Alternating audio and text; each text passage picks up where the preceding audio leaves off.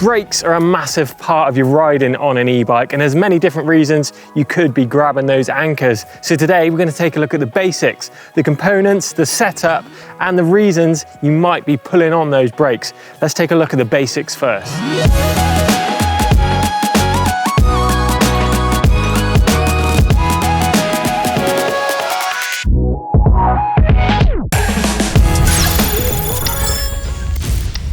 First up, let's take a look at the hardware. Now, a fully hydraulic option is definitely the preferred one here. It's going to have far more power than a cable disc brake or a rim brake. Disc rotors, now these need careful consideration. You need to think about your weight, the riding conditions, and your kind of riding style too. Now you want 180 at a minimum here, 200mm is definitely the preferred option. Rider weight plays a massive part when it comes to braking. So if you're on the heavy side, you need to be looking at 4-pot calipers and a 200mm rotor at a very minimum. And lastly, gradient plays a massive part in the braking power that you're going to need. If you live up in the mountains, you're going to need bigger brakes than someone who lives on a molehill.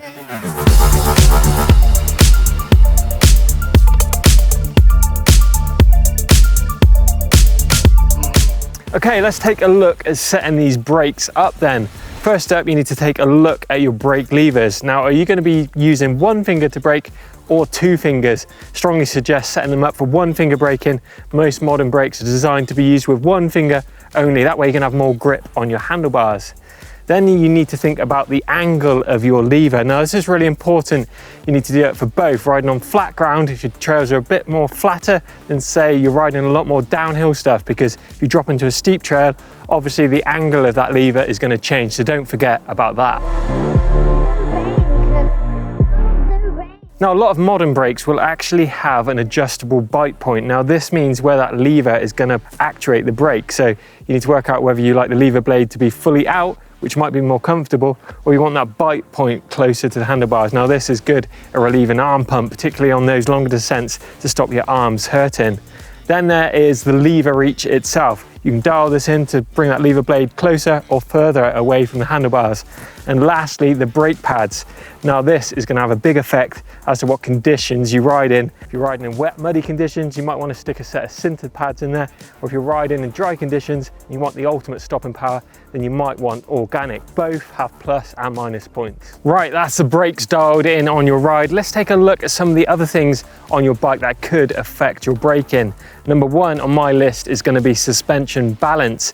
Now, this is really important when it comes to braking, because if you've got your front fork too soft, when you hit those brakes, particularly on steeper inclines, your weight is going to shift really far forward over the front of the bike. So shifting the rider's weight forward, and it's going to unweight that rear tire. So you're going to have a loss of traction at the rear, and all your weight is going to be in the wrong place. And on the flip side of the coin, if your rear shock is too soft, you're going to have a rider that is going to have the weight on the back of the bike. Now, this takes all of the weight off the front wheel, and you're going to be losing grip. And you're losing grip, particularly in dry conditions. That is when that suspension balance is definitely key to get it set up right.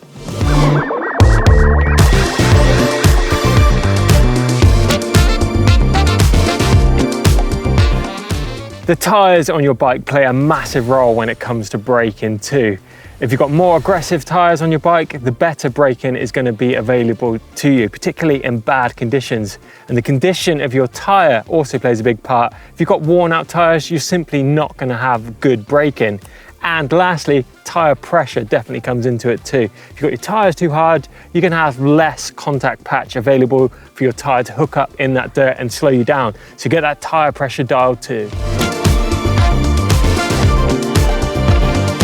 So what brakes should you use when it comes to stopping your e-mountain bike? Well, the rear brake is the one that really kind of slows you down, but ultimately it's the front brake that is the one that's going to be doing the stopping. Now, if you're riding fast and steep tracks at speed, you're probably going to be using a lot more front brake with a balance of the rear brake too. But as all braking scenarios differ, that balance is definitely the million-dollar question that will only come with riding experience.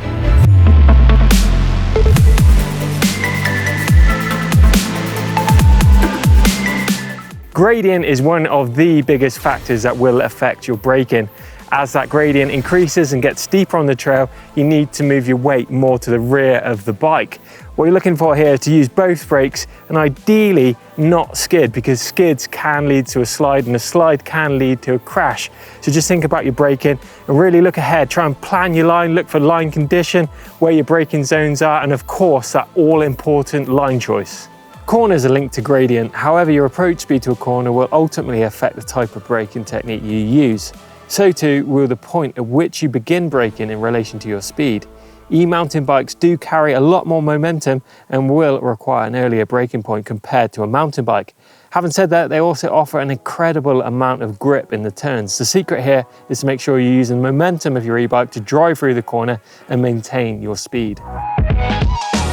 Trail obstacles such as roots and rocks will also require a bit of braking here and there, but there's all different shapes and sizes of rocks. What you do need to do here is recognize those patches where you can apply the brakes and where you need to lay off those brakes and keep those momentum, because they all offer different advantages, be it grip or keeping those wheels on the ground. Ground conditions play a massive part when it comes to hitting the brakes on your e-mountain bike, so here's a few tips and tricks for you. Wet conditions require the most care when braking, and here's where tyre choice will by far have the biggest impact on how things will pan out. A wet weather or mud specific tyre is absolutely key and will give you all the confidence of riding in the dry once you've got used to them.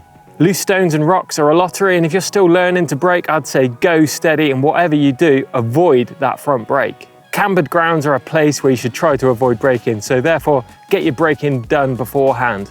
Dry ground is a hallowed ground of braking. When you mix in some good quality rubber, good suspension setup, correct body position, on some not so crazy gradients, with the correct entry speed and line choice, you'll be amazed at how little you actually need to use your brakes. So there we have it, a few tips and tricks to help you get the most out of your brakes and make that braking effective out on that trail. But don't forget, as always, get involved down in the comments if you've got any tips and tricks to give other viewers how to brake more effectively. Love to hear from you guys. Give us a thumbs up if you enjoyed it. Make sure you subscribe to us here on EMBN and give us a find and a follow on your favorite social media too. Cheers for watching.